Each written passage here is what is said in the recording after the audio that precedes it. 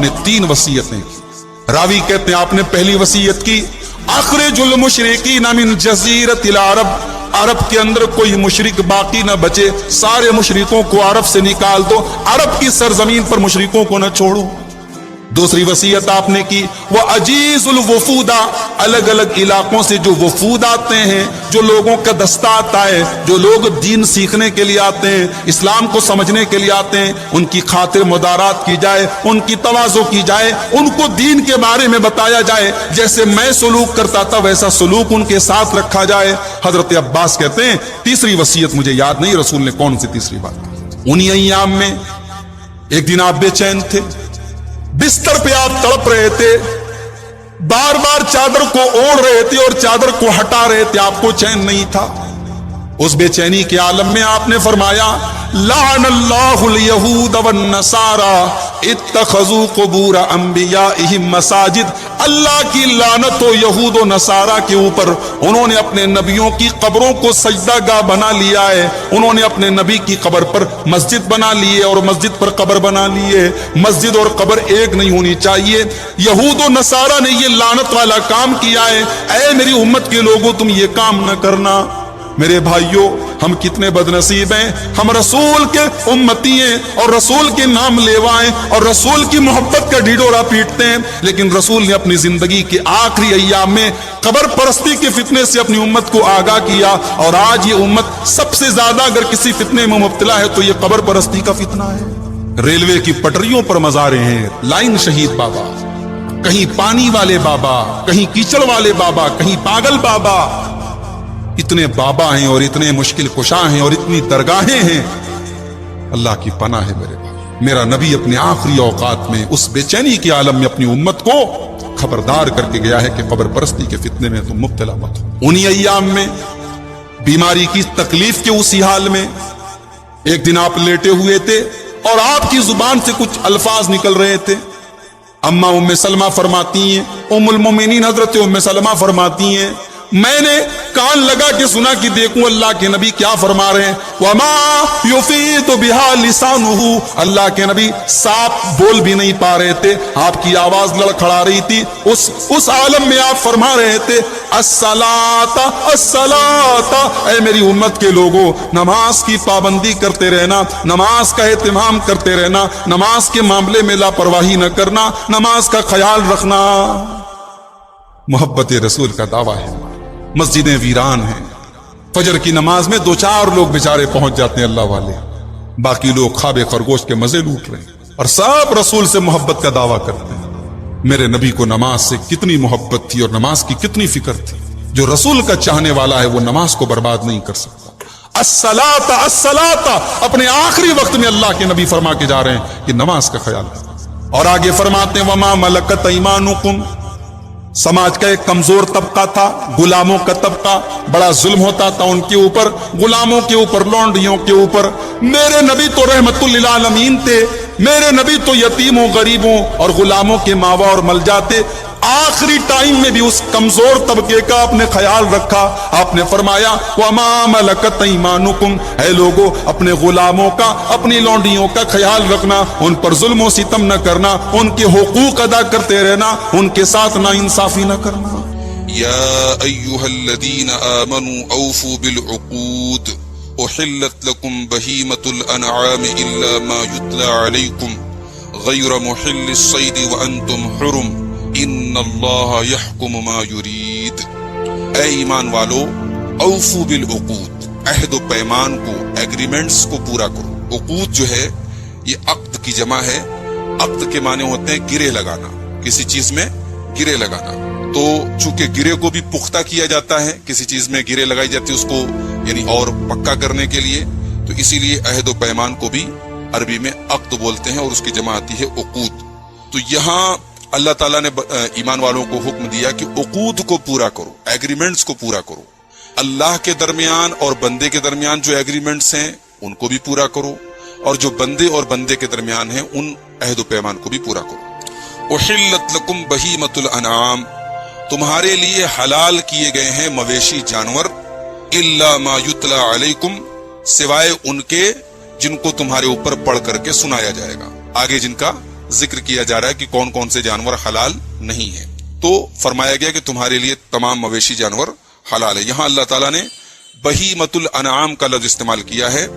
بہیمہ جو ہے یہ چوپائے کو کہتے ہیں, 4 پاؤں والے جانور کو کہتے ہیں, اور انعام جو ہے یہ اونٹ, گائے, بکری اور بھیڑ, ان چاروں کا جو نر اور مادہ ہوتا ہے اس کو انعام کہتے ہیں. چونکہ ان کی چال میں نرمی ہوتی ہے تو انعام نعومت سے بنا ہے, نعومت کے معنی نرمی, اس لیے ان کو انعام کہا جاتا ہے. تو ان کے علاوہ یعنی بہیمۃ الانعام کے علاوہ کچھ ایسے بھی جانور ہیں جو جنگلی ہوتے ہیں, وحشی ہوتے ہیں, لیکن وہ جائز ہیں, جیسے ہرن ہے, نیل گائے ہے وغیرہ, جن کا شکار کیا جاتا ہے. تو اللہ تعالیٰ نے فرمایا کہ احلت لکم بہیمۃ الانعام, تمہارے لیے حلال کیے گئے ہیں مویشی جانور, الا ما یتلا علیکم, سوائے ان جانوروں کے جو تم کو پڑھ کر کے سنائے جائیں گے.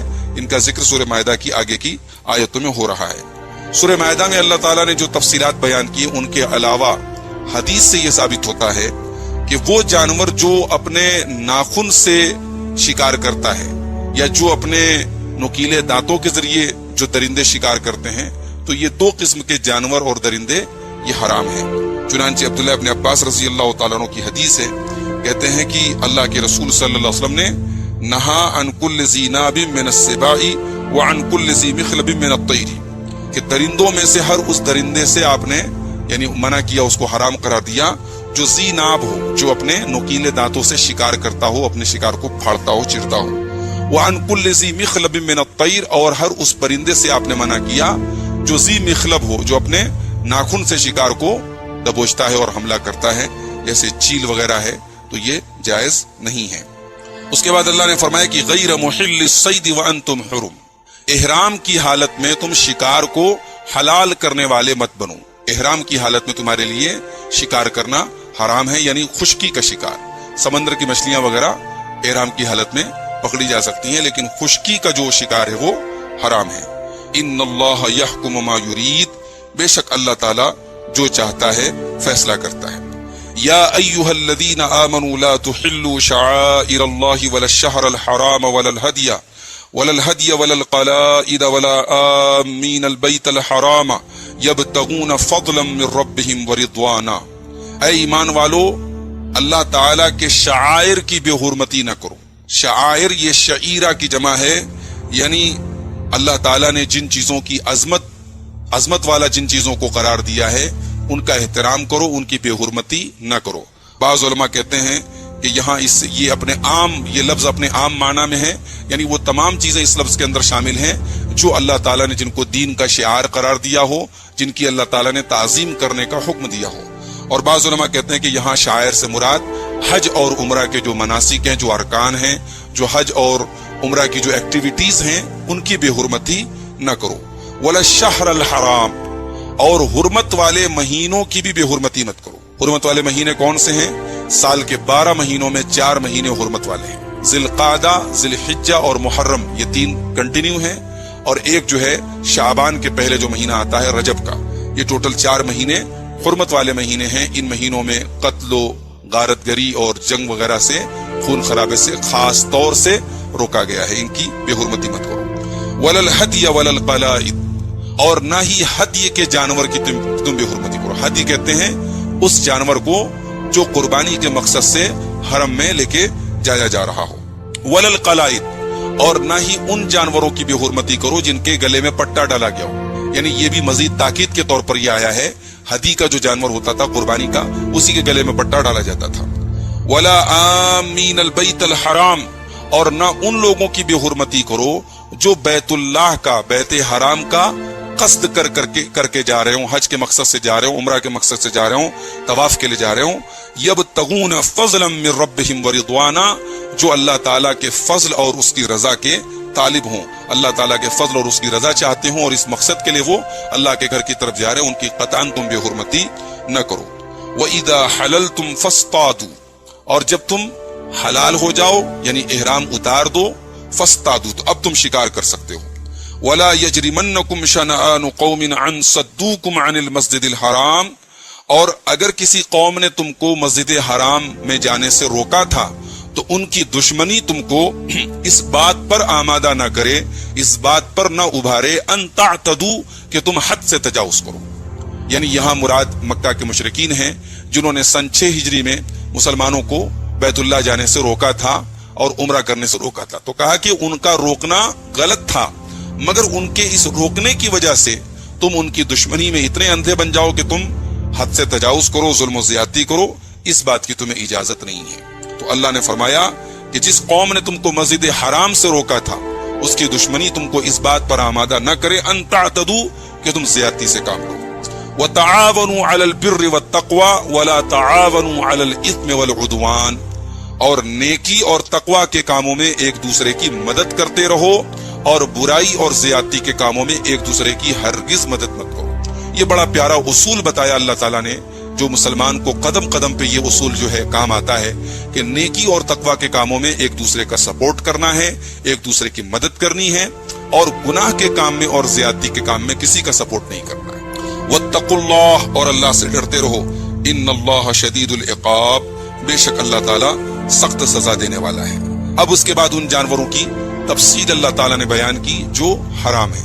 فرمایا حرمت علیکم المیتۃ والدم ولحم الخنزیر وما اہل لغیر اللہ بہ، تمہارے اوپر حرام کیے گئے ہیں مردار جانور، والدم، اور خون، بہتا ہوا جو خون ہوتا ہے وہ بھی حرام ہے، ولحم الخنزیر، اور سور کا گوشت بھی تمہارے لیے حرام ہے، وما اہل لغیر اللہ بہ، اور جس پر اللہ کے سوا دوسرے کا نام پکارا جائے اس جانور کو یا اس سامان کو بھی کھانا تمہارے لیے جائز نہیں ہے. والمنخنقۃ، اور وہ جانور جو گلا گھونٹ کر کے جس کو مارا گیا ہو یا کسی وجہ سے وہ گلا گھٹ کر کے مر گیا ہو اس جانور کو بھی تمہارے اوپر حرام کیا گیا ہے. والموقودۃ، اور جو جانور کسی قسم کی ضرب سے، کسی قسم کی چوٹ سے مرا ہو اس کا بھی کھانا تمہارے لیے حرام ہے. والمتردیۃ، اور جو جانور کسی اونچائی سے گر کر کے مرا ہو وہ بھی تمہارے لیے حرام ہے. والنطیحۃ، اور جو جانور سینگ سے مرا ہو، کسی دوسرے جانور نے اس کو سینگ مار دی اور وہ مر گیا، اس کو بھی تمہارے لیے کھانا حلال نہیں ہے. وما اکل السبع، اور وہ جانور جسے کسی درندے نے کھایا ہو، جسے درندوں نے کھایا ہو وہ بھی تمہارے لیے حلال نہیں ہے. الا ما زکیتم، مگر ہاں اگر تم جس جانور کو ذبح کر لو تو وہ تمہارے لیے حلال ہے. یعنی جتنے یہ کنڈیشن بتائی گئی کہ گر کر کے، گلا گھونٹ کر کے، کسی چوٹ کے ذریعے، کسی کی سینگ کے ذریعے اگر جانور زخمی ہو گیا اور مرنے کے قریب ہے، لیکن اگر زندگی کی حالت میں ہمیں مل گیا اور ہم نے بسم اللہ پڑھ کر کے اس کو ذبح کر لیا تو اس کا کھانا ہمارے لیے حلال ہے. لیکن یہ بات یاد رہے کہ ذبح کا صحیح طریقہ بسم اللہ پڑھ کر کے کسی تیز دھاردار چیز سے اس کے گلے کو اس طریقے سے کاٹا جائے کہ اس کی رگیں کٹ جائیں، تب وہ صحیح طریقے سے وہ ذبح مانا جائے گا اور اس کا کھانا ہمارے لیے حلال ہوگا. اس کے بعد فرمایا وما ذبح علی النصب، اور وہ جانور بھی تمہارے لیے حرام ہیں جو آستانوں پر، نصب کے اوپر جن کو ذبح کیا گیا. نصب جو ہے یہ مشرکین جو ہوتے تھے یہ اپنے بتوں کے قریب کچھ جگہ، اسپیسیفک کوئی جگہ بناتے تھے جہاں وہ اپنے مشرکین کے نام پہ جو وہ نظر مانتے تھے ان جانوروں کو وہ ذبح کر دیتے، تو انہیں نصب یا انصاب کہا جاتا تھا.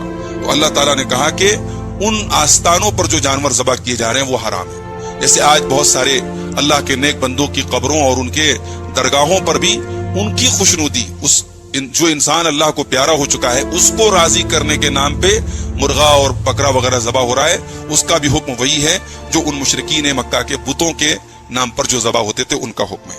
تو فرمائے گا کہ وما ذبح علی النصب، اور وہ جانور بھی حرام ہے تمہارے لیے جو آستانوں کے اوپر ذبح کیے گئے ہوں. وان تستقسموا بالازلام، اور یہ بھی حرام ہے تمہارے لیے کہ تم تیروں کے ذریعے استقسام کرو. استقسام کا دو مطلب ہے، ایک مطلب ہے تقسیم کرو. تو وہ کیا کرتے تھے کہ کچھ تیر وہ بنا کر کے رکھتے تھے اور ان تیروں کے ذریعے وہ اپنے نظر والے جانوروں کو جوا کے طور پہ استعمال کرتے تھے کہ جس کا نام آیا اس کو وہ جانور دے دیتے تھے، جس کا نام نہیں آیا اس کو نہیں دیتے، کسی کو دیتے تھے کسی کو محروم کرتے تھے. تو تیروں کے ذریعے وہ جوا کھیلتے تھے. اور استقسام کا دوسرا معنی ہے قسمت معلوم کرنا. تو ان کے پاس کچھ تیر ہوتے تھے جس کے ذریعے وہ فال نکالتے تھے کوئی کام کرنے کے پہلے. ایک تیر پہ لکھا رہتا تھا افعل، یہ کام کرو، ایک پر لکھا رہتا تھا لا تفعل، یہ کام مت کرو، اور ایک پر کچھ نہیں لکھا رہتا تھا. تو اگر وہ کام کرنے کے پہلے وہ تیروں کو نکالتے تھے، اگر افعل والا نکلتا تھا تو کام کرتے تھے، لا تفعل والا نکلتا تھا تو نہیں کرتے تھے، اور اگر وہ والا تیر نکلتا تھا تو کچھ نہیں لکھا ہے تو پھر وہ ایک مرتبہ اور فعل نکالتے تھے۔ تو چونکہ یہ بھی یعنی کوہانت کی ایک قسم ہے، اور کاہن کے پاس جانا اور وہ لوگ جو غیب بتانے کا دعویٰ کرتے ہیں تو ان کے پاس جانے کے جیسی یہ چیز بھی ہے، اس لیے اللہ تعالیٰ نے اس کو بھی حرام قرار دیا۔ فرمایا وَأَن تَسْتَقْسِمُوا بِالْأَزْلَامِ، تیروں کے ذریعے تم قسمت کا حال معلوم کرو، یہ تمہارے لیے حلال نہیں ہے۔ ذَلِكُمْ فِسْق، یہ سارے کے سارے کام فسق ہیں، گناہ کے کام ہیں۔ الْيَوْمَ يَئِسَ الَّذِينَ كَفَرُوا مِن دِينِكُمْ، آج کافر تمہارے دین سے مایوس ہو چکے ہیں۔ فَلَا تَخْشَوْهُمْ وَاخْشَوْنِي، تو تم ان سے نہ ڈرو اور مجھ سے ڈرو۔ الْيَوْمَ أَكْمَلْتُ لَكُمْ دِينَكُمْ، آج میں نے تمہارے لیے تمہارے دین کو مکمل کر دیا۔ وَأَتْمَمْتُ عَلَيْكُمْ نِعْمَتِي، اور میں نے اپنی نعمتیں تم پر بھرپور کر دی، تمام کر دی۔ وَرَضِيتُ لَكُمُ الْإِسْلَامَ دِينًا، اور اسلام کو بطور دین میں نے تمہارے لیے چن لیا اور پسند کر لیا۔ فَمَنِ اضْطُرَّ فِي مَخْمَصَةٍ غَيْرَ مُتَجَانِفٍ لِإِثْمٍ فَإِنَّ اللَّهَ غَفُورٌ رَحِيمٌ، تو جو شخص مجبور ہو جائے بھوک کی شدت کی وجہ سے تو اس کے لیے اجازت ہے۔ یعنی یہ جو جانور حرام قرار دیے گئے، مردار جانور یا اور بھی جو جانور حرام قرار دیے گئے، تو یہ اس شخص کے لیے جائز ہوں گے جو مجبور ہو جائے بھوک کی شدت میں، اس کے پاس کھانے کو کچھ اور نہیں ہے، اور اگر وہ نہیں کھائے گا اس مردار کو یا اس چیز کو تو اس کی جان چلی جائے گی، تو اس کو اللہ تعالیٰ نے اجازت دی۔ فَمَنِ اضْطُرَّ فِي مَخْمَصَةٍ غَيْرَ مُتَجَانِفٍ لِإِثْمٍ، غَيْرَ مُتَجَانِفٍ لِإِثْمٍ، کہ وہ گناہ کی طرف مائل نہ ہو رہا ہو، بس اپنی جان بچانے بھر کی مقدار میں اس چیز کو وہ کھا لے، تو فَإِنَّ اللَّهَ غَفُورٌ رَحِيمٌ، بے شک اللہ تعالیٰ معاف کرنے والا، رحم کرنے والا ہے۔ اس کے بعد فرمایا کہ يَسْأَلُونَكَ مَاذَا أُحِلَّ لَهُمْ، اے نبی لوگ آپ سے سوال کرتے ہیں کہ ان کے لیے کیا حلال کیا گیا ہے۔ قُلْ أُحِلَّ لَكُمُ الطَّيِّبَاتُ، اے نبی آپ کہہ دیجئے تمہارے لیے پاکیزہ چیزیں حلال قرار دی گئی ہیں۔ وَمَا عَلَّمْتُم مِّنَ الْجَوَارِحِ مُكَلِّبِينَ تُعَلِّمُونَهُنَّ مِمَّا عَلَّمَكُمُ اللَّهُ، اور جن شکار کھیلنے والے جانوروں کو تم نے سدھا رکھا ہے۔ جوارح، یہ جارح کی جمع ہے، جارح یہاں جو ہے کاسب کے معنی میں، کما کے لانا، کمانے والا۔ تو چونکہ یہ جو جانور ٹرینڈ جانور ہوتے تھے، شکاری جانور، جیسے شکاری کتا ہے، باز ہے، چیتا ہے، تو اس قسم کے شکاری جانوروں اور درندوں کو اگر ٹرینڈ کیا جائے اور بسم اللہ پڑھ کر کے ان کو شکار کرنے کے لیے چھوڑا جائے تو وہ شکار کر کے جو جانور لائیں گے وہ حلال ہیں۔ تو فرمایا کہ وما علمتم من الجوارح مکلبین، جن جانوروں کو تم نے سدھا رکھا ہے، اور تعلمونہن مما علمکم اللہ، جس طریقے سے اللہ تعالیٰ نے تمہیں سدھانے کا علم دیا ہے اس کے مطابق تم نے ان کو ٹرینڈ کر لیا ہے، سدھا لیا ہے۔ فَقُلُوا مِمَّا أَمْسَكْنَا عَلَيْكُمْ، تو یہ سدھائے ہوئے شکاری جانور تمہارے لیے جو روک کر کے رکھیں تم اس کو کھا سکتے ہو۔ وَاذْكُرُوا اسْمَ اللَّهِ عَلَيْهِ، لیکن شرط یہ ہے کہ اس کے اوپر اللہ کا نام لو۔ تو جو سدھائے ہوئے ٹرینڈ جو شکاری جانور ہوتے ہیں ان کا شکار کیا ہوا جانور کا گوشت کھانا دو شرطوں کے ساتھ حلال ہے۔ پہلی شرط یہ ہے کہ ان کو بسم اللہ پڑھ کر کے چھوڑا گیا ہو، شکار کے لیے جب ہم چھوڑیں تو بسم اللہ پڑھ کے چھوڑیں۔ اور دوسری شرط یہ ہے کہ شکاری جانور جو ہے وہ شکار کرنے کے بعد اسے مالک کے لیے چھوڑ دے اور اس کا انتظار کرے، خود نہ کھائے۔ اس کے حملے سے اگر وہ جانور مر بھی جائے تبھی وہ حلال ہے، لیکن شرط یہ کہ وہ اس میں سے خود نہ کھائے، مالک کے لیے چھوڑ کے رکھے۔ چنانچہ صحیح بخاری کی 5477 اور صحیح مسلم کی 1929 نمبر کی حدیث ہے، حضرت عدی بن حاتم رضی اللہ تعالیٰ عنہ کہتے ہیں کہ میں نے اللہ کے رسول صلی اللہ علیہ وسلم سے پوچھا کہ اے اللہ کے رسول، ہم لوگ شکار کرتے ہیں شکاری کتوں کے ذریعے، تو کیا ان کو ہم کھا سکتے ہیں؟ تو پیارے نبی صلی اللہ علیہ وسلم نے فرمایا اذا ارسلت کلابک المعلمہ وذکرت اسم اللہ، کہ جب تم اپنے سدھائے ہوئے جانور کو، تم کتے کو چھوڑ دو اور اللہ کا نام لے کر کے چھوڑو، فَقُلْ مِمَّا أَمْسَكْنَا عَلَيْكُمْ، تو جو جانور وہ تمہارے لیے چھوڑ دے اس کو تم کھا سکتے ہو۔ وَإِن قَتَلْنَا، اگرچہ وہ شکاری کتا تمہارے اس جانور کو قتل کر دے، ایسا حملہ کرے کہ اس کو قتل کر دے، تب بھی تم کھا سکتے ہو۔ تو میں نے کہا کہ وَإِن قَتَلْنَا، اے اللہ کے رسول اگر جانور کو قتل کر دے تب بھی؟ تو آپ نے فرمایا وَإِن قَتَلْنَا، ہاں اگر اسے قتل کر دے تب بھی، شرط یہ ہے کہ اس میں سے اس نے خود نہ کھایا ہو، اگر اس نے خود کھایا ہے تو پھر وہ کھانا حلال نہیں ہے۔ اس کے بعد فرمایا کہ واتقوا اللہ سریع الحساب، اللہ سے ڈرتے رہو، بے شک اللہ جلد حساب لینے والا ہے۔ الیوم احل لکم الطیبات، آج تمہارے لیے پاکیزہ چیزیں حلال کر دی گئیں۔ وطعام الذین اوتوا الکتاب حل لکم، اور اہل کتاب کا کھانا اور ان کا ذبیحہ بھی تمہارے لیے حلال ہے۔ وطعامکم حل لہم، اور تمہارا کھانا، تمہارا ذبیحہ اہل کتاب کے لیے حلال ہے۔ والمحصنات من المؤمنات والمحصنات من الذین اوتوا الکتاب، اور پاک دامن مومنہ عورتیں تمہارے لیے نکاح کے لیے تمہارے لیے جائز ہیں۔ والمحصنات من الذین اوتوا الکتاب، اور اہل کتاب جو جن کو تم سے پہلے کتاب دی گئی ان کی بھی پاک دامن عورتیں تمہارے نکاح کے لیے حلال ہیں۔ اذا آتیتموہن اجورہن، فرمایا کہ والمحصنات من الذین اوتوا الکتاب من قبلکم، تم سے پہلے کے جن لوگوں کو کتاب دی گئی جو اہل کتاب ہیں ان کی پاک دامن عورتیں تمہارے لیے حلال ہیں۔ کب؟ اذا آتیتموہن اجورہن، جب تم ان کے مہر ان کو دے دو، محسنین، اور نکاح کے مقصد سے تم ان کے ساتھ گھر بسانے کے مقصد سے ان کے ساتھ نکاح کرو، باقاعدہ نکاح کرو، غیر مصافحین ولا متخذی اخدان، نہ تو کھلم کھلا زناکاری اور بدکاری کرو، اور نہ ہی چھپ کر کے ان سے تعلق قائم کرو، خفیہ آشنائی کرو۔ یہاں اللہ تعالیٰ نے اہل کتاب کی عورتوں سے نکاح کرنے کی ایک شرط پر اجازت دی کہ وہ پاک دامن ہوں۔ آج اہل کتاب کی عورتوں کے اندر ظاہر ہے کہ یہ شرط ملنا بہت مشکل ہے، لیکن آگے اللہ تعالیٰ نے ایک بات اور بھی فرمائی کہ وَمَن يَكْفُرْ بِالْإِيمَانِ، جو ایمان کا انکار کرے گا، فقد حبط عملہ، جو ایمان لانے کے بعد کفر کا راستہ اپنائے گا، فقد حبط عملہ، اس کا عمل برباد ہو جائے گا، وَهُوَ فِي الْآخِرَةِ مِنَ الْخَاسِرِينَ، اور وہ آخرت میں خسارہ اٹھانے والوں میں سے ہوگا۔ یہ کہہ کر کے اللہ تعالیٰ نے اشارہ کیا کہ اہل کتاب کی عورتوں سے نکاح یقیناً جائز ہے، مگر اگر یہ ڈر ہو کہ تمہارا ایمان خطرے میں پڑ جائے گا تو ایمان کو بچانا فرض ہے اور ان کی عورتوں سے نکاح کرنا جائز ہے۔ ایک جائز کام کے لیے ایک فرض کو خطرے میں نہیں ڈالا جا سکتا ہے۔ دوسری بات یہ کہ آج کے دور کے جو اہل کتاب ہیں وہ اپنے دین سے اور اپنے دین کی تعلیمات سے بھی بالکل بیگانہ ہیں، کوئی مطلب نہیں ہے، تو ان کو اہل کتاب مانا جائے گا بھی کہ نہیں مانا جائے گا، یہ بھی ایک قابل غور مسئلہ ہے۔ اس لیے علماء کی اکثریت کہتی ہے کہ آج کے اس دور میں اہل کتاب کی عورتوں سے نکاح نہیں کرنا چاہیے، اس میں ایمان اور دین کے لیے بہت سارے خطرات ہیں۔ تو اللہ تعالیٰ نے اجازت دی ہے، مگر شرط لگائی ہے کہ پاک دامن ہونی چاہیے، اور دوسری شرط یہ لگائی کہ اس کو نکاح میں لانے کے بعد کہیں اس بات کا ڈر نہ ہو کہ تمہارا ایمان ضائع ہو جائے گا۔ تو یہ سورہ مائدہ کی آیت نمبر 1 سے لے کر کے 5 تک آج ہم لوگوں نے ٹوٹل تقریباً جو ہے 5 آیتیں ہم لوگوں نے دیکھی ہیں۔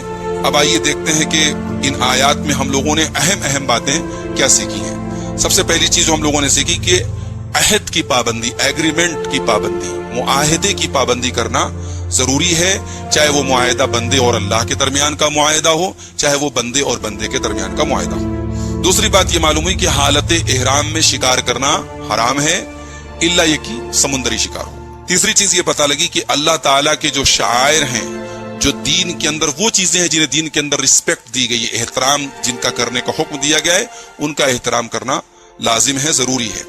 ایک چیز یہ پتہ چلی کہ کافر کے اوپر بھی ظلم و زیادتی کرنے کی اجازت نہیں ہے۔ جن لوگوں نے مسلمانوں کو مسجد حرام سے روکا، ان کے بارے میں بھی اللہ تعالیٰ نے کہا کہ اجازت نہیں ہے کہ تم اعتداء سے کام لو، ظلم و زیادتی سے کام لو۔ ایک چیز یہ پتہ لگی کہ اہل ایمان کو ایک اصول دیا گیا کہ نیکی اور تقوی کے کاموں میں ایک دوسرے کی مدد کرو، اور برائی اور گناہ کے کاموں میں ایک دوسرے کی مدد مت کرو۔ اسی طریقے سے اللہ تعالیٰ نے 10 چیزوں کو حرام قرار دیا، اس میں مردار ہے، اور پھر آگے 9 چیزوں کا مزید ذکر ہے کہ جو گر کر کے مرا ہو، جو گلا گھٹ کر کے مرا ہو، جو کسی چوٹ سے مرا ہو، جس کو غیر اللہ کے آستانوں پر ذبح کیا گیا ہو، وغیرہ وغیرہ۔ تو یہ ٹوٹل 10 چیزیں ہیں جو اللہ تعالیٰ نے حرام قرار دی، ان کا کھانا حرام ہے۔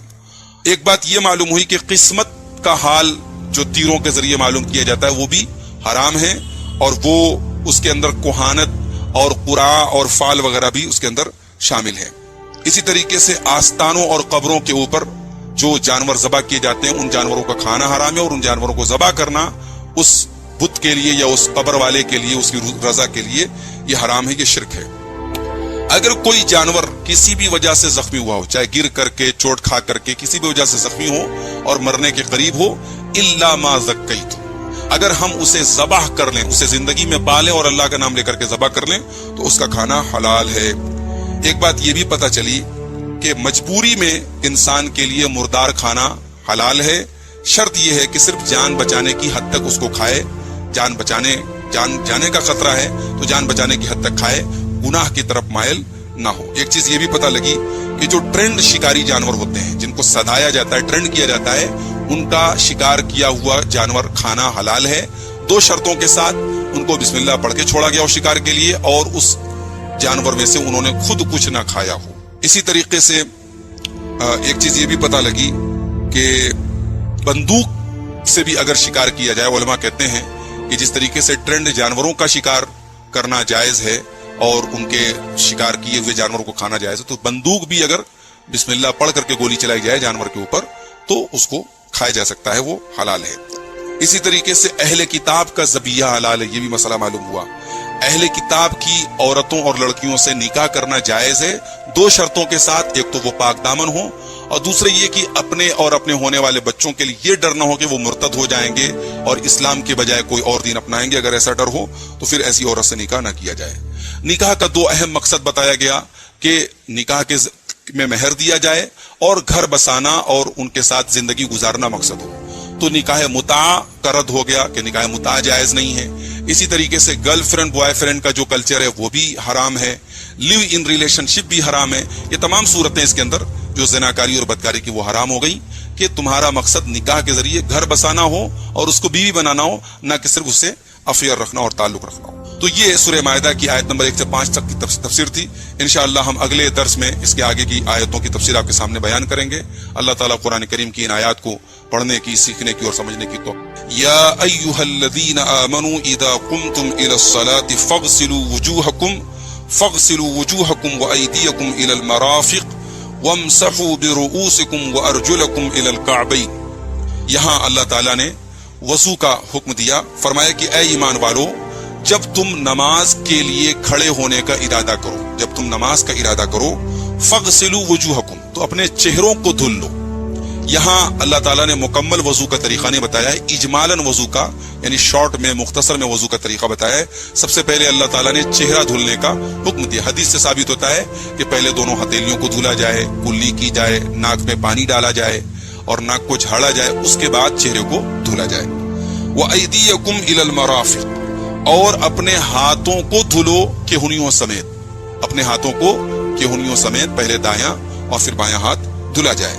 وَامْسَحُوا بِرُؤُوسِكُمْ، اور اپنے سروں کا مسح کرو۔ سر کا مسح کیسے کیا جائے گا؟ حدیث سے ثابت ہے کہ اللہ کے رسول صلی اللہ علیہ وسلم نے بدأ بمقدم رأسہ، اپنے سر کے اگلے حصے سے آپ نے شروع کیا، حتی ذهب بهما الى قفا، یہاں تک کہ اپنی یہ پیچھے کا جو حصہ ہے گدی تک لے کر کے گئے، ثم ردہما الى المکان الذی بدأ منہ، پھر واپس لے کر کے جہاں سے شروع کیا تھا وہاں لے کر کے آئے۔ تو اس طریقے سے پورے سر کا ایک مرتبہ مسح کیا جائے گا۔ یہ صحیح بخاری کی 185 اور صحیح مسلم کی 235 نمبر کی حدیث سے یہ چیز ثابت ہے۔ وَأَرْجُلَكُمْ إِلَى الْكَعْبَيْنِ، اور اپنے پیروں کو دھلو۔ ارجلکم کا عطف جو ہے وجوہکم پر ہے، جیسے چہرے کو دھلنا ہے تو پیر کو بھی دھلنا ہے۔ وَأَرْجُلَكُمْ إِلَى الْكَعْبَيْنِ، اور دونوں پیروں کو دھلو ٹخنوں سمیت۔ پیروں کو دھلنے کے بجائے اگر موزہ آدمی پہنے ہو، چاہے چمڑے کا موزہ ہو یا کپڑے کا موزہ ہو، اور ان کو بحالت وضو اگر پہنا ہے تو مقیم آدمی 1 دن اور 1 رات اور مسافر 3 دن اور 3 رات تک اس پر مسح کر سکتا ہے، جیسا کہ احادیث سے ثابت ہے۔ اس کے بعد فرمایا کہ وَإِن كُنتُمْ جُنُبًا فَاتَّحَّرُوا، اور جب تم جنابت کی حالت میں ہو، ناپاک ہو تو تم غسل کر لو۔ جنابت سے مراد وہ ناپاکی ہے جو احتلام کے ذریعے ہوتی ہے یا بیوی سے ہم بستری کے ذریعے ہوتی ہے، تو اس میں جو ہے غسل کرنا انسان کے لیے لازم ہے۔ اور حیض اور نفاس کا خون جب عورتوں کو بند ہو جائے اور وہ یعنی اس سے پاک ہو جائیں تو اس موقع پر بھی ان کے اوپر غسل واجب ہوتا ہے۔ تو اللہ تعالیٰ نے کہا کہ جب تم حالت جنابت میں ہو فَاتَّحَّرُوا، تو غسل کر لیا کرو۔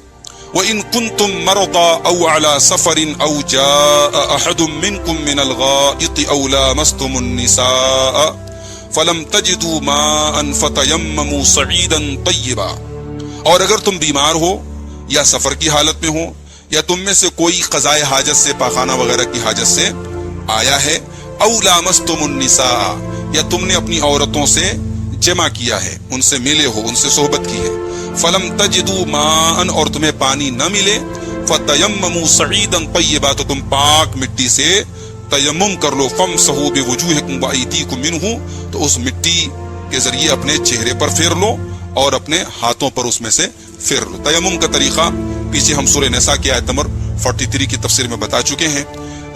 اللہ کے رسول صلی اللہ علیہ وسلم ایک مرتبہ ایک سفر سے آپ لوٹ رہے تھے، تو راستے میں بیدا نام کی ایک جگہ پر حضرت عائشہ کا ہار گم ہو گیا، اور پھر اسی وجہ سے وہاں صحابہ کو رکنا پڑا، اور صبح فجر کے وقت پانی نہیں تھا کہ وضو کریں، تو اس موقع پر صحابہ پریشان ہوئے، تو اللہ تعالیٰ نے تیمم کی آیت نازل کی۔ اس موقع پر حضرت اسید ابن حضیر رضی اللہ تعالیٰ عنہ نے کہا تھا حضرت عائشہ کے بارے میں کہ ما ہی باول برکتکم یا آل ابی بکر، اے ابو بکر کے گھر والوں، یہ تمہاری پہلی برکت نہیں ہے، یعنی پہلے بھی تمہاری وجہ سے امت کو آسانیاں اور امت کو فائدے ملے۔ یہ صحیح بخاری کی 334 اور صحیح مسلم کی 367 نمبر کی حدیث ہے۔ تو اللہ نے فرمایا کہ جب یہ حالات ہوں تو تم پاک مٹی سے تیمم کر لو اور اس کو اپنے چہرے پر اور اپنے ہاتھ پر پھیر لو۔ ما یرید اللہ لیجعل علیکم من حرج، اللہ تبارک و تعالی تمہیں تنگی میں ڈالنا نہیں چاہتا ہے، اللہ تعالیٰ تمہیں تنگی میں ڈالنا، تمہیں پریشانی میں ڈالنا نہیں چاہتا ہے، ولیکن یرید لیطہرکم ولیتم نعمتہ علیکم، بلکہ اللہ تعالیٰ تمہیں پاک کرنا چاہتا ہے اور اپنی نعمت تم پر تمام کرنا چاہتا ہے، لعلکم تشکرون، تاکہ تم اللہ تعالیٰ کے شکر گزار بندے بنو۔ واذکروا نعمت اللہ علیکم، اور یاد کرو اللہ تعالیٰ کی نعمت کو جو اس نے تمہارے اوپر نازل کی، ومیثاقہ الذی واثقکم بہ، اور اس کے عہد و پیمان کو یاد کرو جو اس نے تمہارے ساتھ کیا ہے، اذ قلتم سمعنا واطعنا، جبکہ تم نے کہا تھا اللہ تعالیٰ سے عہد و پیمان کرتے وقت ہم نے سنا اور ہم نے مان لیا، واتقوا اللہ، اور اللہ سے ڈرتے رہو، ان اللہ علیم بذات الصدور، بے شک اللہ تعالیٰ سینوں کے اندر کی یعنی دل کی باتوں کو بھی جانتا ہے۔ یا ایھا الذین آمنوا کونوا قوامین للہ شہداء بالقسط، اے ایمان والو اللہ تعالیٰ کے لیے حق پر قائم رہنے والے بن جاؤ، حق ہمیشہ حق پر قائم رہو، شہداء بالقسط، اور انصاف کی گواہی دینے والے بن جاؤ۔ انصاف کی گواہی کی شریعت میں بڑی اہمیت ہے، نا انصافی کی بات پر پیارے نبی صلی اللہ علیہ وسلم نے گواہی دینے سے منع کر دیا۔ حضرت بشیر رضی اللہ تعالیٰ عنہ اللہ کے رسول کے پاس آئے اور کہا کہ اے اللہ کے رسول، میں اپنے بیٹے نعمان کو فلاں فلاں پراپرٹی دینا چاہتا ہوں، فلاں باغ دینا چاہتا ہوں۔ پیارے نبی صلی اللہ علیہ وسلم نے پوچھا کہ الک ولد سوا ہو، کیا آپ کے اور بھی بچے ہیں؟ کہا کہ ہاں۔ کیا آپ نے سب کو دیا ہے؟ کہا نہیں دیا ہے۔ تو اللہ کے نبی صلی اللہ علیہ وسلم نے فرمایا لا اشہد علی جور، میں اس ظلم کے اوپر گواہی نہیں دے سکتا۔ اور ایک روایت میں یہ الفاظ ہیں کہ اتقوا اللہ واعدلوا بین اولادکم، اللہ سے ڈرو اور اپنی اولاد کے درمیان عدل و انصاف کرو، جسٹس سے کام لو، انصاف سے کام لو۔ یہ صحیح بخاری کی 2650 اور صحیح مسلم کی 1623 نمبر کی حدیث ہے۔ اس کے بعد اللہ نے فرمایا کہ وَلَا يَجْرِمَنَّكُمْ شَنَآنُ قَوْمٍ عَلَىٰ أَلَّا تَعْدِلُوا، اور تمہیں کسی قوم کی دشمنی اس بات پر آمادہ نہ کرے کہ تم ناانصافی کرو۔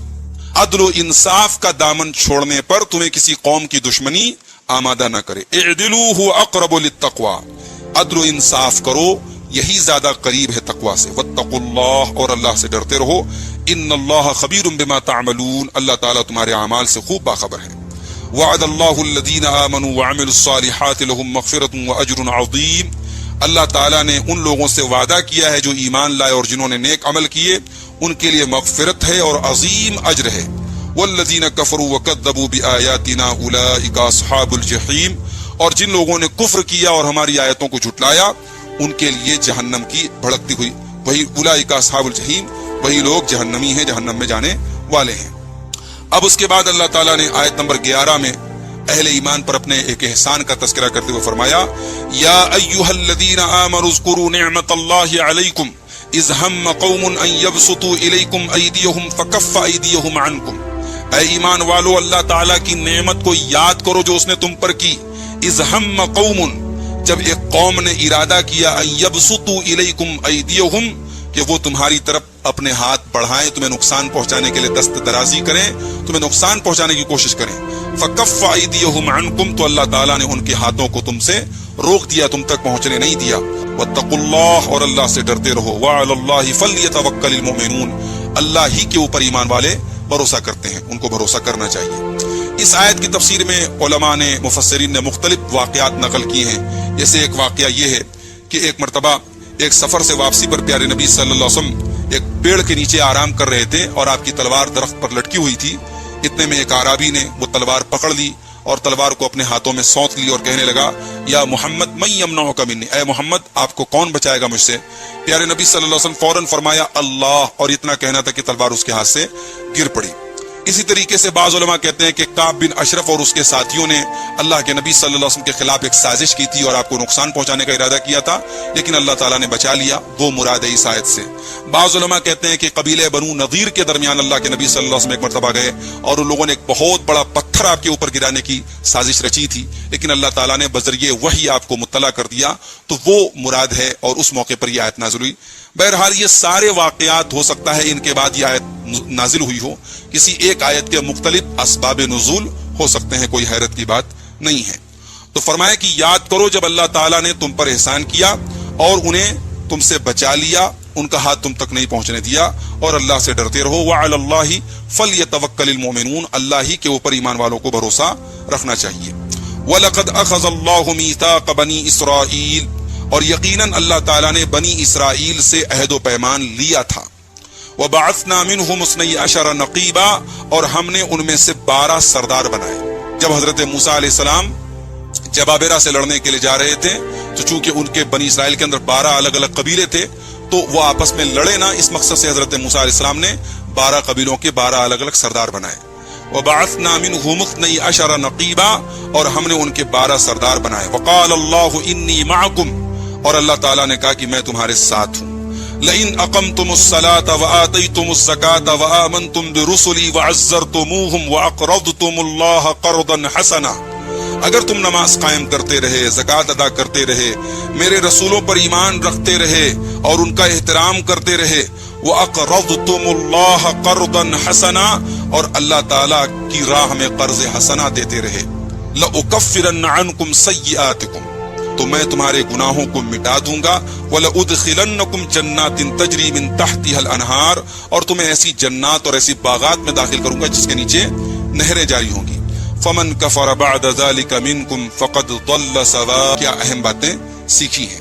سب سے پہلی چیز ہم نے یہ سیکھی کہ نماز کے لیے طہارت ضروری ہے. اگر غسل کی حاجت ہو تو غسل کرے آدمی، وضو کی حاجت ہو تو وضو کرے، اور اگر ایسے حالات اور ایسی سچویشن ہے کہ پانی نہیں ہے یا بیمار ہے اور وضو نہیں کر سکتا، غسل نہیں کر سکتا، تو وہ تیمم بھی کر سکتا ہے. ایک چیز یہ پتہ چلی کہ اللہ تعالیٰ نے ہمارے دین میں بڑی آسانیاں رکھی ہیں، اور انہی آسانیوں میں سے ایک آسانی یہ ہے کہ اللہ تعالیٰ نے تیمم کی رخصت بھی ہمیں عطا فرمائی ہے. ایک چیز یہ معلوم ہوئی کہ عہد و میثاق کی اللہ تعالیٰ کی بڑی اہمیت ہے، اور سورہ مائدہ کے شروع سے لے کر کے بار بار اللہ تعالیٰ عہد و پیمان کو پورا کرنے اور انہیں نبھانے کا حکم. السبیل، اور جو اس کے بعد کفر کا راستہ اپنائے گا، انکار کرے گا، تو وہ سیدھی راہ سے بھٹک گیا، گمراہ ہو گیا. فَبِمَا نَقْضِهِمْ مِيثَاقَهُمْ، لیکن ان یہودیوں نے چونکہ اپنے عہد و میثاق کو توڑ دیا، اس ایگریمنٹ کو توڑ دیا، لعناہم، تو ہم نے ان کے اوپر لعنت کی. یہودیوں نے اللہ تعالیٰ سے جو بھی عہد و پیمان کیا تھا، ان تمام عہد و پیمان کو انہوں نے توڑ دیا، تو اللہ تعالیٰ نے ان کے اوپر لعنت کی. اور جب لعنت کی تو پھر کیا ان کا انجام ہوا؟ وَجَعَلْنَا قُلُوبَهُمْ قَاسِيَةً، ان کے دل سخت ہو گئے. اللہ تعالیٰ یعنی دل کو سخت بنا دی، یہ بھی بہت بڑی سزا ہوتی ہے بندے کے لیے. وَجَعَلْنَا قُلُوبَهُمْ قَاسِيَةً، ہم نے ان کے دلوں کو سخت بنا دیا. يُحَرِّفُونَ الْكَلِمَ عَن مَّوَاضِعِهِ، لعنت کا دوسرا جو اثر ہوا کہ وہ اللہ کے کلام میں تحریف کرنے لگے. يُحَرِّفُونَ الْكَلِمَ عَن مَّوَاضِعِهِ، اللہ کے کلام کو اس کی جگہوں سے بدلنے لگے، تحریف کرنے لگے. لفظی تحریف بھی کرنے لگے اپنی کتاب میں، اور معنوی تحریف تو کرتے ہی تھے. صحیح کے بجائے غلط معنی بتاتے تھے. جیسے آج امت محمدیہ میں بہت سارے علماء سو کا یہی کام ہے کہ وہ قرآن و سنت کی منمانی تعویلات اور تحریفات کے ذریعے اپنا الو سیدھا کرتے ہیں. تو یہ خصلت جو ہے یہ یہودیوں کی رہی ہے. یحرفون الکلم عن مواضعه، وہ کلمات کو، اللہ تعالیٰ کے کلام کو اس کی جگہوں سے بدل ڈالتے ہیں. یہ لعنت کا دوسرا اثر ان کے اوپر ظاہر ہوا. اور تیسرا اثر کیا ظاہر ہوا؟ وَنَسُوا حَظًّا مِّمَّا ذُكِّرُوا بِهِ، وَنَسُوا حَظًّا مِّمَّا ذُكِّرُوا بِهِ، اللہ تعالیٰ نے جو ان کو نصیحتیں کی تھی اس کا ایک بڑا حصہ انہوں نے بھلا دیا. انسان اپنے علم کے اوپر عمل نہ کرے، اس کو علم دیا گیا ہو لیکن اس علم کا اثر اس کے عمل سے ظاہر نہ ہو، بے عمل ہو جائے، یہ بھی اللہ تعالیٰ کا ایک عذاب ہے. وَنَسُوا حَظًّا مِّمَّا ذُكِّرُوا بِهِ، जो नसीहतें उनको दी गई थी उसका एक बड़ा हिस्सा उन्होंने भुला दिया। वला तज़ालु तत्तलिउ अला ख़ाइनतिन मिनहुम इल्ला क़लीलन मिनहुम, और ए नबी आप बराबर उनकी किसी न किसी खयानत की इत्तला आपको मिलती रहेगी, आप मुत्तला होते रहेंगे, आपको इंफॉर्मेशन मिलती रहेगी उनकी खयानतों की। इल्ला क़लीलन मिनहुम, थोड़े से लोग हैं उन यहूदियों में जो ऐसे नहीं है, जैसे अब्दुल्लाह इब्न सलाम वगैरह जो मुट्ठी भर लोग थे, 8-10 लोग थे जो ईमान लाए थे, उनको छोड़ करके बाकी तमाम यहूदियों का वही हाल था। फ़अफ़ु अन्हुम वस्फ़ह, तो ए नबी आप इनसे दरगुजर करें और इनको नजरअंदाज करें। इन्नल्लाह युहिब्बुल मुहसिनीन, बेशक अल्लाह ताला नेक लोगों से मोहब्बत करता है, नेक लोगों से को चाहता है। तो ये सूरतुल माइदा की आयत नंबर 6 से लेकर के 13 तक आज हम लोगों ने तकरीबन 7 आयतों की तफसीर हम लोगों ने देखी है। आइए देखते हैं कि इन आयत में हमने क्या देता है। एक चीज ये भी पता चली कि इंसाफ वाली गवाही, इसकी बड़ी अहमियत है। ना इंसाफी की बात आदमी करने से परहेज करे, इंसाफ पर डटा रहे और कायम रहे, अल्लाह ताला ने इसकी ताकीद की है। एक चीज ये पता चली कि अगर अल्लाह ताला के ऊपर तवक्कुल और मजबूत भरोसा हो तो अल्लाह ताला दुश्मनों की चाल से अपने बंदों की हिफाजत करता है। जैसे उसने अपने नबी को बचाया, नबी के सहाबा को बचाया, हमें भी बचाएगा, हमें भी दुश्मनों की चालों से बचाएगा। शर्त यह है कि हम अल्लाह ताला के ऊपर मुकम्मल तवक्कुल रखें, भरोसा रखें। एक चीज ये भी पता चली कि नमाज और ज़कात ऐसा नहीं है कि सिर्फ इस उम्मत के लिए इसका हुक्म नाज़िल हुआ है, यहूदियों को भी नमाज की ताकीद की गई, उनको भी ज़कात की ताकीद की गई। तो नमाज और ज़कात का हुक्म पहले की उम्मतों के अंदर भी मौजूद था। एक बात ये भी पता चली कि यहूदियों ने जब अपने अहद व मीसाक को तोड़ दिया, अल्लाह ताला से जो वादे उन्होंने किए थे वादे तोड़ दिए, तो अल्लाह ताला ने उनके ऊपर लानत बरसाई और मुख्तलिफ वो लानत के मज़ाहिर उनके ऊपर जाहिर हुए, जिसमें से एक ये था कि उनका दिल सख्त हो गया, वो कुरान अपनी आसमानी किताब में तहरीफ करने लगे और इसी तरीके से बेअमल हो गए। एक चीज ये भी पता चली कि बंदे का दिल सख्त हो जाए, कुरान और सुन्नत का असर उसके ऊपर ना हो, ये भी बहुत बड़ी सजा है। अल्लाह ताला हम सबको इससे महफूज रखे।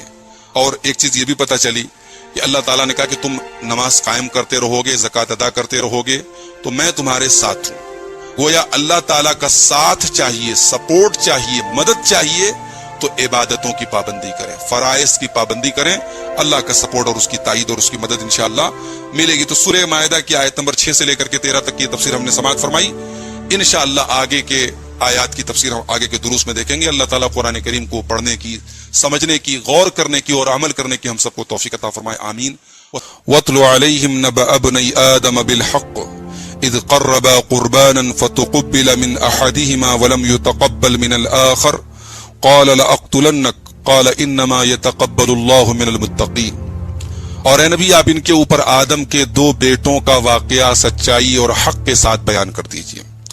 इज़ क़र्रबा क़ुरबानन, जबकि उन दोनों आदम के बेटों ने कुर्बानी पेश की अल्लाह की बारगाह में, फ़तुक़ुब्बिल मिन अहदिहिमा, तो उनमें से एक की कुर्बानी कबूल की गई, वलम युतक़ब्बल मिनल आख़र, और दूसरे की कुर्बानी कबूल नहीं की गई। क़ाल लअक़्तुलन्नक, तो जिसकी कुर्बानी कबूल नहीं हुई थी उसने कहा मैं जरूर तुझे कत्ल कर दूंगा। क़ाल इन्नमा यतक़ब्बलुल्लाहु मिनल मुत्तक़ीन, तो उस भाई ने जिसकी कुर्बानी कबूल हुई थी उसने कहा कि अल्लाह ताला मुत्तक़ियों की चीजों को, मुत्तक़ियों की इबादतों को कबूल करता है।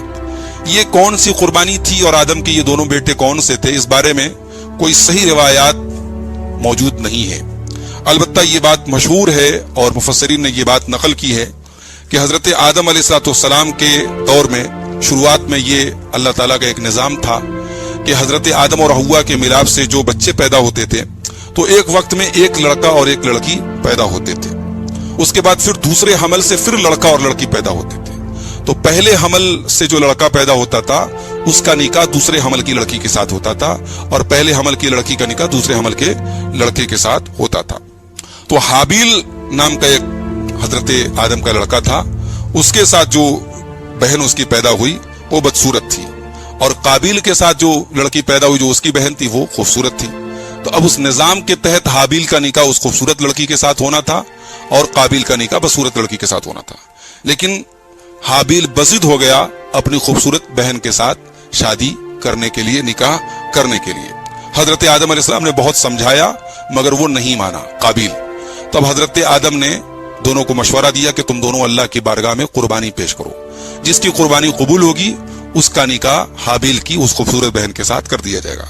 دونوں نے قربانی پیش کی تو آسمان سے ایک آگ آئی اور اس نے حابیل کی قربانی کو وہ کھا گئی، جو ایک علامت تھی کہ قربانی قبول ہو گئی، اور قابیل کی قربانی قبول نہیں ہوئی۔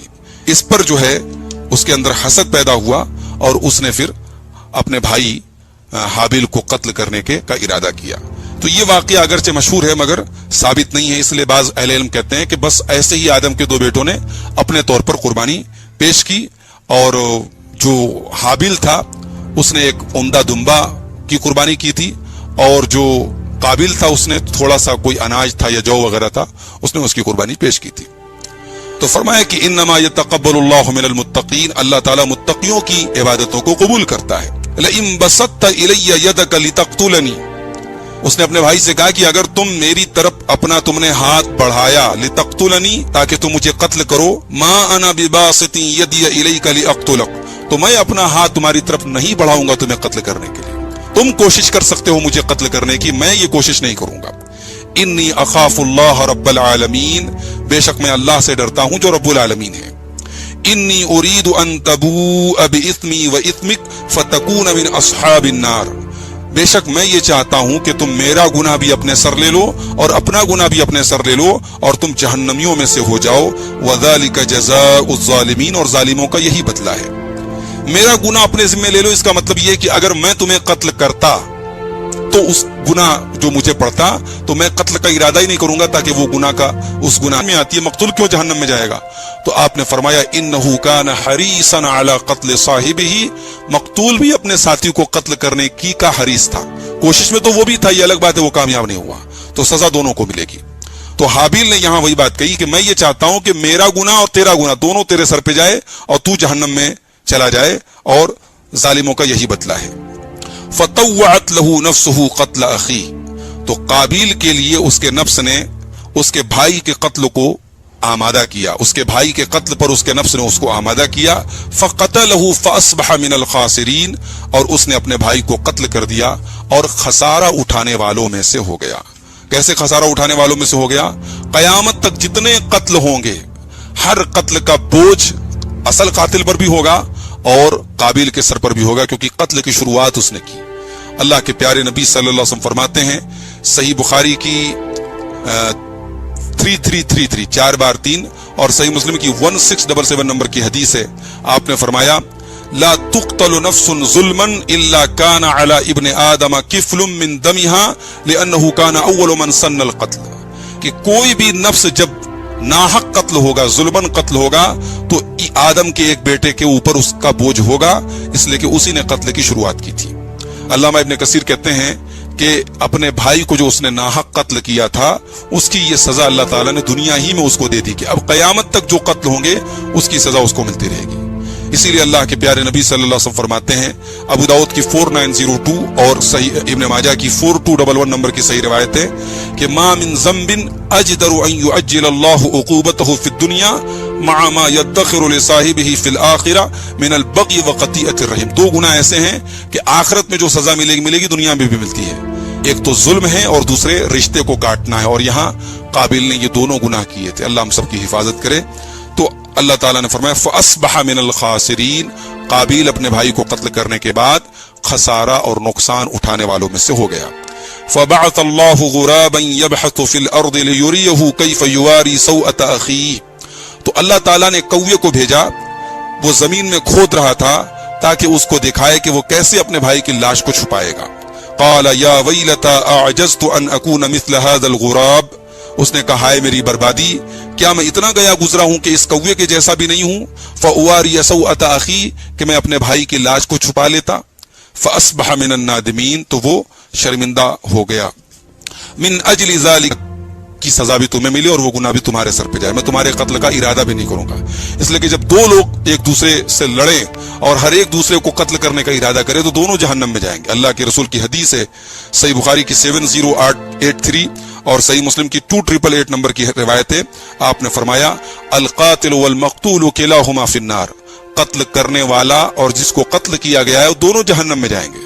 صحابہ نے پوچھا اللہ کے رسول قاتل کی بات تو سمجھ کہ كتبنا على بني اسرائيل انه من قتل نفسا بغير نفس او فساد في الارض فكانما قتل الناس جميعا، اللہ فرماتا ہے کہ اسی لیے ہم نے بنی اسرائیل کے اوپر یہ چیز لکھ دی، ان کو یہ حکم دے دیا، انہ من قتل نفسا، کہ جس نے ایک نفس کو بھی قتل کیا، بغیر نفس، بغیر اس کے کہ اس نے کسی کو قتل کیا ہو، او فساد فی الارض، یا زمین میں فساد مچایا ہو، یعنی جس کو قتل کر رہے ہیں وہ قاتل بھی نہیں ہے اور فسادی بھی نہیں ہے، اور اس کو ہم قتل کر رہے ہیں، فکأنما قتل الناس جميعا، تو ایسے آدمی نے گویا کہ پوری انسانیت کو قتل کر دیا، تمام لوگوں کو قتل کر دیا۔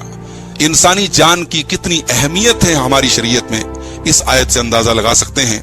اور ظاہر ہے کہ یہ حکم صرف بنی اسرائیل کے لیے نہیں تھا، بلکہ اس امت کے لیے بھی یہ حکم موجود ہے، ہماری شریعت میں بھی یہ حکم موجود ہے۔ اسی لیے حضرت سلیمان بن ربیعی نے جب امام حسن بصری سے پوچھا کہ کیا یہ آیت ہمارے لیے بھی ہے جس طرح بنی اسرائیل کے لیے، تو حضرت حسن بصری رحمۃ اللہ علیہ نے فرمایا کہ ہاں، اس ذات کی قسم ہے جس کے سوا کوئی معبود نہیں، بنی اسرائیل کے خون اللہ کے یہاں ہمارے خون سے زیادہ قابل احترام ہے۔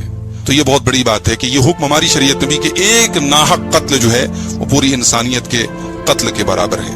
وَمَنْ أَحْيَاهَا فَكَأَنَّمَا أَحْيَا النَّاسَ جَمِيعًا، اور جس نے ایک نفس کو بچا لیا، ایک نفس کو اس نے زندہ رکھا، اس کو زندگی دی، گویا اس نے تمام لوگوں کو زندگی دی۔ وَلَقَدْ جَاءَتْهُمْ رُسُلُنَا بِالْبَيِّنَاتِ، اور یقیناً ان کے پاس یعنی بنی اسرائیل کے پاس ہمارے رسول آئے روشن دلائل کے ساتھ۔ ثم ان كثيرا منهم بعد ذلك في الارض لمسرفون، لیکن ان میں سے ایک بڑی تعداد اس کے بعد بھی زمین میں حد سے تجاوز کرنے والی تھی، اسراف کرنے والی تھی۔